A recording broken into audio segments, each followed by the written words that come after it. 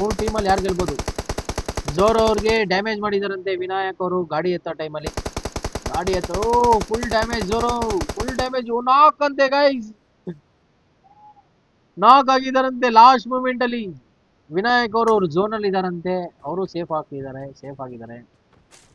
Dark ಮತ್ತೆ ಇವರು ಕ್ರಿಶ್ ಅವರು ಫುಲ್ ಸೇಫ್ ಇದಾರಂತೆ ಝೋನ್ ಅಲ್ಲಿ. ಟೀಮ್ 2 ಟೀಮ್ 3 ರಾವಣ್ಣು ಝೋರೋ ಇವರಿಬ್ರು. ಝೋರೋ ಇದಕ್ಕೆ ಬರ್ಬೇಕು ಬ್ರೋ.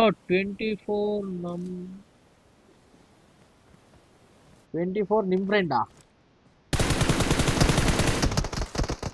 1 HP ಗೈಸ್, 1 HP ಇದಾರಂತೆ ನೋಡಪ್ಪ. ನಿಮ್ ಟೀಮ್ 24ಗೆ ತೋರಿಸ್ತಾ ಇದ್ದೀನಿ, ಝೋನಲ್ಲಿ ಇದಾರಂತೆ.